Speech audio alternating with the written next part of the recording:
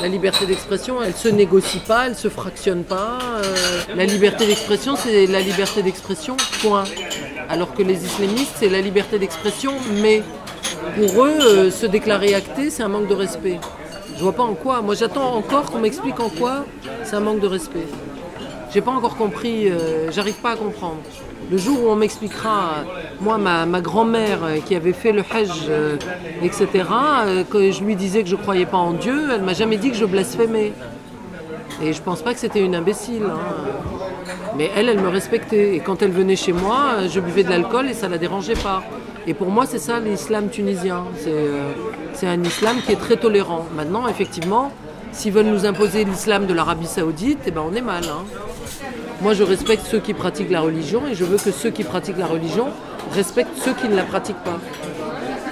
C'est tout. Parce qu'aujourd'hui, on est dans un monde moderne et que la religion, c'est pas ce qui doit gérer nos vies en général. Il y a un système politique et moi, je suis pour qu'il y ait des lois de la République et non pas des lois religieuses. Voilà. Les lois religieuses, elles s'appliquent à ceux qui décident de suivre la religion. Et les lois de la République, elles s'appliquent à tous. C'est ça la différence.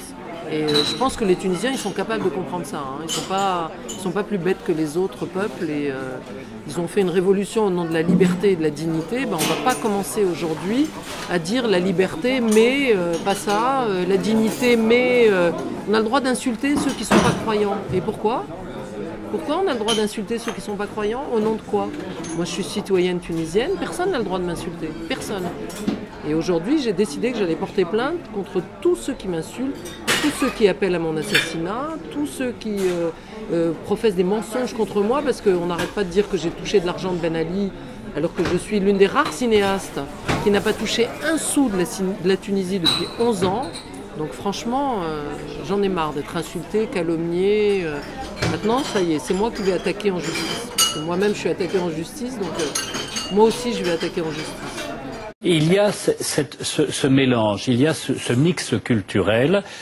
Il ne me choque pas, bien au contraire. Aujourd'hui, je ne voudrais pas condamner la démocratie tunisienne pour la raison qu'une fraction importante de gens qui ne partagent pas mes convictions se sont exprimés et apparaissent comme le premier arrivé. Et j'ai presque envie de vous retourner la question. Quel est le sentiment de tous ceux qui n'ont pas voté pour Ennahdha? Ont-ils envie de travailler ensemble parce qu'ils ressentent un danger?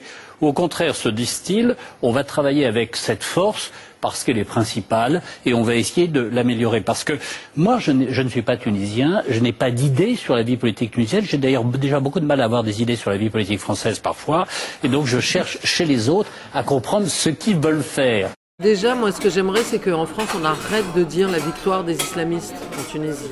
Parce que déjà, avant, même pendant toute la campagne, si tu regardes toutes les unes des journaux, et la montée de l'islamisme en Tunisie, et la victoire annoncée d'Ennahdha, et ceux qui ceci, et ceux qui cela, et nanana. On ne parlait que d'Ennahdha. On n'a jamais parlé des partis progressistes de la façon dont on a parlé d'Ennahdha. Donc déjà, ça, c'était un mauvais point. Et depuis qu'il y a eu le résultat des élections, tout le monde emploie le mot victoire. Et moi, à chaque fois, je dis non, c'est pas la victoire. C'est le parti qui a fait le plus grand nombre de voix, mais c'est pas la victoire. Je veux dire, ça va quoi. Ça sera la victoire le jour où il y aura un suffrage universel et que effectivement Ranouchi sera président de la Tunisie. Pour l'instant, c'est pas le cas. Et il faut arrêter de dire, d'aller dans leur sens, c'est-à-dire et de dire bon, certes, la Tunisie est conservatrice, c'est un pays conservateur. Mais on peut quand même aussi dire les avancées qu'il y a, le fait qu'il y a eu quand même 6 Tunisiens sur 10 qui n'ont pas voté pour Ennahdha. Moi, j'ai envie de continuer à parler à ces 6 Tunisiens sur 10. La Tunisie n'a pas perdu au milieu de l'Asie centrale, la Tunisie est dans le Maghreb, très proche de la France. Moi, je suis plutôt confiant dans le fait que les scénarios les pires, les plus redoutables seront contrés par toutes sortes d'autres forces, mais évidemment, ça passera par des batailles, enfin, au sens politique. Oui, la Tunisie, c'est particulier, la Tunisie quand même. Laissons les débrouiller entre eux, ça ne nous regarde pas, la Tunisie n'est pas un pays avec lequel on a des liens, et la situation des femmes tunisiennes ne vous préoccupe pas, j'y crois pas une seconde. Je ne vais pas jusque-là. Mais je pense que globalement, nous gardons un ton qui est vraiment un ton de protectorat, qui est insupportable de paternalisme, qui n'a aucun effet, en plus. Bon, c'est pas la peine d'avoir applaudi à la démocratisation dans ces pays pour être épouvanté par les résultats. Bon, donc c'est pas vous avouez que les deux sont liés. Si on a été ému par le printemps arabe, on doit s'étonner sur l'automne puis l'hiver qu'il devient. Il vaut mieux organiser une excellente émission comme celle que vous faites, entre Tunisiens qui représentent l'ensemble des tendances en Tunisie, d'autant que c'est très regardé, c'est écouté, ça peut avoir de l'impact, et les arguments modernes peuvent avoir de l'impact par rapport à ça. Mais on n'a pas, c'est peut-être un peu brutal, mais c'est pas à nous de trancher. C'est pas entre nous seulement, c'est entre vous et nous aussi. Non mais on a bien compris. Mais oui, c'est entre vous et nous aussi parce que c'est un laboratoire. Et on voudrait que ça réussisse. C'est pas nous qui avions mis Bourguiba en place, ni Ben Ali, qui avons, pas nous qui avons renversé Ben Ali. La révolution, elle est tunisienne. Voilà, elle est tunisienne. Quand Ben Ali, la première fois que Ben Ali a coupé Antenne 2 en Tunisie, les Français se sont pas battus pour conserver l'émission par la comment on appelle ça, l'antenne analogique, quoi, hertzienne, alors que par exemple l'Italie, si. Donc il y avait encore Rai Uno, etc. Et c'est pour ça que les Tunisiens parlent tous italien. Et la France ne s'est pas battue pour qu'on conserve. Et ils ont même coupé, je crois, leur émetteur qui faisait que on recevait par la voie hertzienne France 2. Mais ça, c'est la Tunisie qui a demandé ça. Et c'était un canal. Il y a eu des accords entre la Tunisie et la France qui a fait que le canal qui était réservé à France 2, petit à petit, il a été capté par soi-disant une chaîne pour la jeunesse en Tunisie.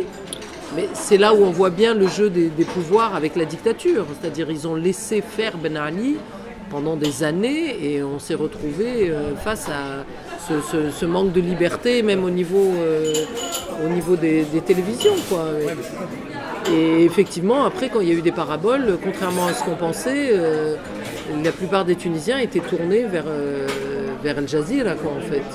Il y a une certaine hypocrisie quand même à considérer que tout ça se joue à guichet fermé entre Tunisiens, que les islamistes progressent tout seuls, et puis que finalement les autres, il faut les laisser se débrouiller. Les islamistes ont progressé, pourquoi? Parce qu'ils ont des moyens d'action sociale extrêmement forts, qui sont financés en grande partie par l'extérieur. On sait très bien qu'un certain nombre de pays étrangers les soutiennent, les financent, les aident, c'est leur droit. On a des amis d'ailleurs sur lesquels le président de la République se repose beaucoup, comme le Qatar par exemple, qui finance, y compris d'ailleurs, semble-t-il, les combattants islamistes en Libye. Bon, tous ces gens-là donc sont aidés par l'extérieur, et nous on dirait les autres, ceux qui se battent pour les valeurs laïques, qui se débrouillent, parce qu'après tout ça se passe entre Tunisiens. Non, personne ne dit ça, mais c'est pas vous, ni moi, ni M. Longuet qui allez faire la constitution en Tunisie. Il ne s'agit pas de ça, il s'agit de soutenir. C'est pas vous qui allez faire vous n'allez pas faire les programmes des candidats. Voilà. Très bonne conclusion pour la partie tunisienne. Elles aimeraient bien que ce soit elles. On parle de la Syrie ici et maintenant, si je puis dire. L'opposition ne désarme pas.